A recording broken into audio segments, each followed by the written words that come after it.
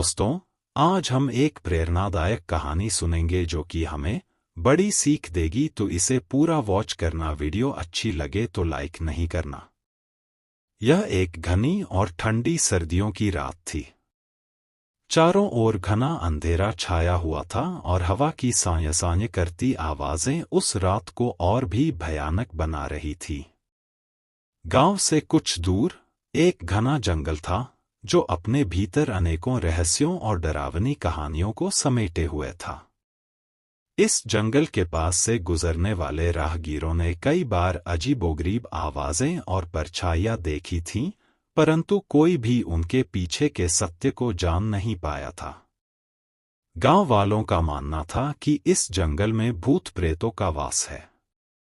कई लोग बताते थे कि रात के समय जंगल के पास से गुजरते हुए उन्हें किसी अदृश्य शक्ति का अनुभव हुआ है। कुछ का कहना था कि उन्होंने चीखने चिल्लाने की आवाजें सुनी हैं, तो कुछ ने वहां किसी अज्ञात छाया को घूमते देखा है।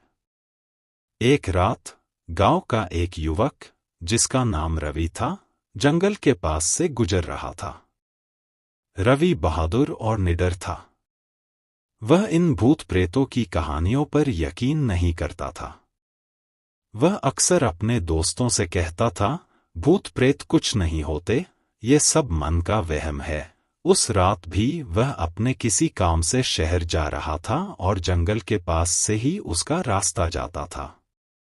रवि ने सोचा कि क्यों न आज इस जंगल के भीतर जाकर देखा जाए कि इसमें ऐसा क्या है जिसे लेकर गांव वाले इतना डरते हैं। वह धीरे धीरे जंगल के भीतर बढ़ने लगा। जैसे जैसे वह जंगल के भीतर जा रहा था, वैसे वैसे अंधेरा और गहरा होता जा रहा था। उसने टॉर्च जलाकर अपने रास्ते को देखना शुरू किया। कुछ दूर जाने के बाद उसे ऐसा महसूस हुआ कि कोई उसका पीछा कर रहा है। उसने मुड़कर देखा, लेकिन वहां कोई नहीं था। उसने इसे अपना भ्रम मानकर नजरअंदाज कर दिया और आगे बढ़ने लगा। परंतु जैसे जैसे वह आगे बढ़ा, उसे महसूस हुआ कि हवा अचानक से तेज हो गई है और वह किसी अदृश्य शक्ति को अपने आसपास महसूस कर रहा है। अचानक उसे अपने पीछे कुछ हलचल सुनाई दी। उसने तुरंत मुड़कर देखा, लेकिन वहां कुछ भी नहीं था। उसका दिल तेजी से धड़कने लगा। उसने अपने आप को संभालते हुए सोचा, यह सिर्फ मेरा वहम है। मुझे डरने की कोई जरूरत नहीं है।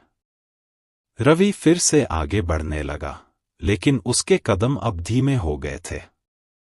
उसके दिमाग में तरह तरह के विचार आने लगे। वह सोचने लगा, क्या सच में इस जंगल में कुछ है? क्या गांव वालों की बातें सही हैं? जैसे ही वह कुछ और आगे बढ़ा, उसे एक अजीब सी आवाज सुनाई दी। वह आवाज जैसे किसी के कंकाल के खड़खड़ाने की थी। रवि के पूरे शरीर में एक सिहरन सी दौड़ गई। वह टॉर्च की रोशनी में चारों ओर देखने लगा, लेकिन कुछ भी दिखाई नहीं दिया। अचानक उसकी टॉर्च बंद हो गई और चारों ओर घना अंधेरा छा गया। रवि ने तुरंत टॉर्च को चालू करने की कोशिश की, लेकिन वह चालू नहीं हुई। अब वह समझ गया था कि कुछ गड़बड़ है। उसकी दिल की धड़कनें तेज हो गईं और उसे अब डर का अनुभव होने लगा। उसने चारों ओर देखने की कोशिश की, लेकिन घना अंधेरा उसे कुछ भी देखने नहीं दे रहा था। अचानक उसे कुछ दूर एक हल्की सी रोशनी दिखाई दी। उसने सोचा कि शायद कोई वहां है और वह उसकी मदद कर सके। वह उस रोशनी की ओर बढ़ने लगा। जैसे जैसे वह रोशनी के करीब पहुंचा, उसे एक पुरानी टूटी फूटी हवेली नजर आई। वह हवेली बहुत ही भयानक दिख रही थी। हवेली की खिड़कियां टूटी हुई थीं और दरवाजे आधे खुले थे। रवि ने सोचा कि शायद हवेली में कोई आदमी रहता हो और वह उसकी मदद कर सके। उसने हिम्मत करके हवेली के भीतर कदम रखा। हवेली के अंदर घना अंधेरा था, लेकिन बीच बीच में कुछ जलती हुई मोमबत्तियां दिख रही थीं। रवि ने धीरे धीरे उन मोमबत्तियों की ओर कदम बढ़ाया। जैसे ही वह एक कमरे के पास पहुंचा, उसे वहां से कुछ फुसफुसाहट सुनाई दी। उसने ध्यान से सुना तो उसे लगा कि कोई उसका नाम पुकार रहा है। वह ठिठक कर खड़ा हो गया और उसका शरीर कांपने लगा। वह समझ नहीं पा रहा था कि यह सब क्या हो रहा है। अचानक उसे अपने पीछे किसी के पैरों की आहट सुनाई दी। उसने तुरंत पीछे मुड़कर देखा, लेकिन वहां कोई नहीं था। वह अब पूरी तरह से डर चुका था। उसे समझ में नहीं आ रहा था कि वह क्या करे। उसने सोचा कि उसे जल्द से जल्द इस हवेली से बाहर निकल जाना चाहिए। रवि ने तेजी से बाहर जाने के लिए कदम बढ़ाया, लेकिन जैसे ही वह दरवाजे की ओर बढ़ा, दरवाजा खुद ब खुद बंद हो गया। उसने दरवाजे को खोलने की कोशिश की, लेकिन दरवाजा नहीं खुला। अब वह पूरी तरह से घबरा गया था। अचानक उसे महसूस हुआ कि उसके पीछे कोई खड़ा है। उसने डरते हुए धीरे धीरे पीछे मुड़कर देखा। उसके पीछे एक काले रंग की परछाई खड़ी थी, जिसकी आंखें जलती हुई अंगारों की तरह चमक रही थी। वह परछाई धीरे धीरे उसकी ओर बढ़ने लगी। रवि ने जोर से चिल्लाने की कोशिश की, लेकिन उसकी आवाज जैसे गले में अटक गई हो। वह पीछे हटने लगा, लेकिन उसके कदम जैसे जमीन से चिपक गए थे। वह परछाई उसके बहुत करीब आ गई और उसने अपनी ठंडी, काली उंगलियों से रवि के कंधे को छू लिया। रवि को ऐसा महसूस हुआ जैसे उसका पूरा शरीर जम गया हो। उसकी सांसें तेज हो गईं और वह हिल भी नहीं पा रहा था। वह परछाई धीरे धीरे रवि के चेहरे के करीब आई और उसने फुसफुसाते हुए कहा, तुम्हें यहां नहीं आना चाहिए था। रवि की आंखें बंद होने लगीं और उसे लगा जैसे वह बेहोश हो रहा है। अचानक उसने किसी की तेज आवाज सुनी, रवि, उठो। वह आवाज सुनते ही उसकी आंखें खुल गईं। वह अपने आप को एक छोटे से कमरे में बंद पाया। कमरे में सिर्फ एक छोटी सी खिड़की थी, जिसमें से थोड़ी बहुत रोशनी आ रही थी। उसने चारों ओर देखा और उसे समझ में नहीं आ रहा था कि वह कहाँ है और यहाँ कैसे आया। उसकी याददाश्त धुंधली हो गई थी। उसे याद आया कि वह जंगल में गया था, लेकिन उसके बाद क्या हुआ, उसे कुछ भी याद नहीं था। वह कमरे से बाहर निकलने का रास्ता ढूंढने लगा, लेकिन वहां कोई दरवाजा नहीं था। उसने खिड़की से बाहर झांकने की कोशिश की, लेकिन खिड़की बहुत छोटी थी और उसमें से सिर्फ अंधेरा दिखाई दे रहा था। रवि अब पूरी तरह से घबरा चुका था। उसने सोचा कि क्या वह हमेशा के लिए इस कमरे में बंद हो जाएगा? क्या वह इस भयानक जगह से कभी बाहर निकल पाएगा? तभी उसे फिर से वही फुसफुसाहट सुनाई दी। इस बार आवाज और भी स्पष्ट थी, तुम यहां से नहीं जा सकते। रवि ने घबराकर चारों ओर देखा, लेकिन उसे कोई दिखाई नहीं दिया। उसने जोर से चिल्लाने की कोशिश की, लेकिन उसकी आवाज बाहर नहीं निकल पाई। वह अब पूरी तरह से टूट चुका था। उसे समझ नहीं आ रहा था कि वह क्या करे। उसने फिर से खिड़की की ओर देखा, लेकिन खिड़की के बाहर अब भी घना अंधेरा था। अचानक उसे लगा कि कमरे की दीवारें धीरे धीरे सिकुड़ रही हैं। उसने अपने चारों ओर देखा और उसे लगा कि दीवारें उसके करीब आती जा रही हैं। वह दीवारों से दूर हटने की कोशिश करने लगा, लेकिन दीवारें उसके बहुत करीब आ गई थीं। उसने पूरी ताकत लगाकर दीवारों को धक्का देने की कोशिश की, लेकिन दीवारें जैसे लोहे की बनी हुई थीं। वह अब पूरी तरह से घबरा चुका था। उसकी सांसें तेज हो गईं और उसके चेहरे पर पसीना आ गया। अचानक दीवारें रुक गईं और उसने महसूस किया कि कमरे में अब कोई और भी है। उसने धीरे धीरे अपनी आंखें उठाईं और उसे अपने सामने वही काली परछाई खड़ी दिखाई दी। वह परछाई धीरे धीरे उसकी ओर बढ़ने लगी। रवि ने डर के मारे अपनी आंखें बंद कर लीं और उसने मन ही मन प्रार्थना करने लगा। तभी उसने एक और आवाज सुनी, रवि उठो। उसने धीरे धीरे आंखें खोलीं और अपने आप को गांव के मंदिर के आंगन में पाया। वह चौंक गया और समझ नहीं पाया कि वह मंदिर के आंगन में कैसे पहुंचा। उसके शरीर में दर्द हो रहा था और उसने अपने चारों ओर देखा तो पाया कि गांव के कुछ बुजुर्ग और पुजारी उसे घेरे हुए थे। उनके चेहरे पर चिंता और भय की लकीरें खिंची हुई थीं। रवि ने धीमी आवाज में पूछा, मैं यहां कैसे पहुंचा? क्या हुआ था? पुजारी ने उसके सिर पर हाथ रखते हुए कहा, तुम्हारे साथ बहुत बुरा हुआ, बेटे। तुम रात को उस भयानक जंगल में गए थे, जहां कोई भी जाने की हिम्मत नहीं करता। गांव वालों ने तुम्हें बेहोशी की हालत में जंगल के पास पाया और तुम्हें मंदिर में लाया। तुम बहुत डर गए थे और बेहोशी में ही चीख रहे थे। रवि को अब धीरे धीरे सारी बातें याद आने लगीं। उसे वो काली परछाई, हवेली, बंद कमरा और सिकुड़ती दीवारें सब कुछ याद आने लगा। उसका चेहरा फक पड़ गया और उसकी आंखों में भय साफ दिखाई देने लगा। वहां खड़े एक बुजुर्ग व्यक्ति ने आगे आकर कहा, बेटा, उस जंगल के भीतर एक पुरानी हवेली है, जहां कई साल पहले एक तांत्रिक का निवास था।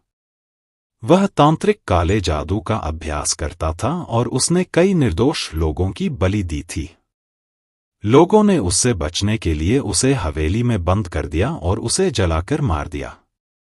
लेकिन उसकी आत्मा अब भी वहां भटकती है और जो भी उस जंगल में जाता है, उसकी आत्मा को वह कैद कर लेता है। रवि के मन में एक सवाल उठ खड़ा हुआ, तो मैं कैसे बच गया? पुजारी ने उत्तर दिया, हमने सुबह होने पर तुम्हें खोजने के लिए गांव वालों को भेजा। तुम्हारी बेहोशी की हालत में हम तुम्हें मंदिर ले आए, जहां हमने तुम्हारे लिए पूजा की और भगवान से प्रार्थना की कि तुम्हें उस तांत्रिक की बुरी आत्मा से बचा सके। भगवान की कृपा से तुम बच गए। रवि का मन अब भी विचलित था। उसने महसूस किया कि उसे न केवल अपनी जान का खतरा था, बल्कि उसकी आत्मा भी खतरे में थी। उसने अपने आप को संभालते हुए पूछा, अब मैं क्या करूं? क्या मैं इस डरावने अनुभव से उबर पाऊंगा? पुजारी ने उसे धीरज बंधाते हुए कहा, डर को अपने मन में स्थान मत दो। यह केवल एक परीक्षा थी और भगवान ने तुम्हें इससे बाहर निकाला है। अब तुम्हें कुछ समय के लिए मंदिर में रहकर भगवान की आराधना करनी चाहिए और अपने मन को शांत करना चाहिए। भगवान तुम्हारे डर को समाप्त कर देंगे। रवि ने पुजारी की बात मानी और मंदिर में रहने का निर्णय किया।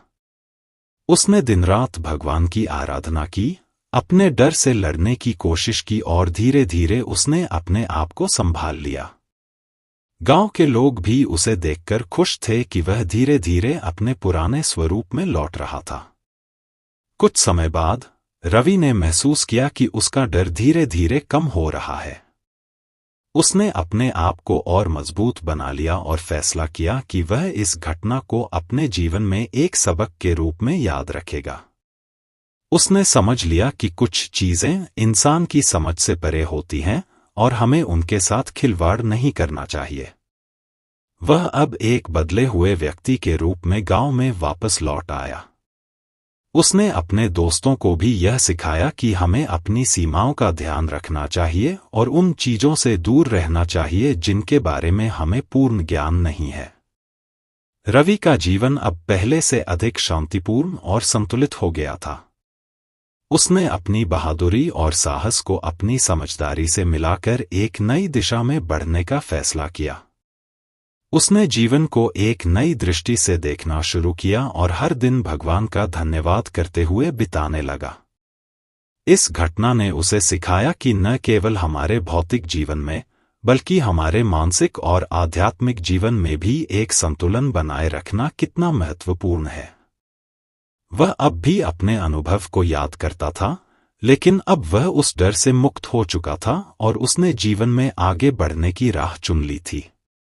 इस भयानक घटना ने रवि के जीवन को एक नई दिशा दी। वह अब पहले से कहीं अधिक समझदार, मजबूत और धैर्यवान हो चुका था।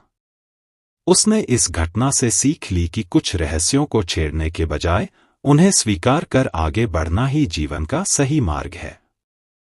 रवि ने न केवल अपनी जीवन शैली को बदल लिया, बल्कि उसने गांव के अन्य लोगों को भी इसी दिशा में प्रेरित किया। वह अब एक ऐसा व्यक्ति बन गया था जो न केवल भूत प्रेतों से, बल्कि जीवन की किसी भी चुनौती से निडर होकर सामना कर सकता था। और इस तरह इस भयानक रात की कहानी ने रवि के जीवन को एक नई दिशा दी, जिसने उसे एक निडर और समझदार व्यक्ति बना दिया। भगवान श्री कृष्ण की शिक्षाओं को यदि इस कहानी के संदर्भ में देखा जाए तो कई महत्वपूर्ण बातें सामने आती हैं। भगवद गीता में भगवान श्री कृष्ण ने अर्जुन को न केवल भौतिक युद्ध में जीतने के लिए प्रेरित किया, बल्कि उन्होंने मानसिक और आध्यात्मिक युद्धों में भी सफलता प्राप्त करने के लिए मार्गदर्शन दिया। भगवान श्री कृष्ण कहते हैं कि जीवन में निडरता और आत्मविश्वास होना चाहिए।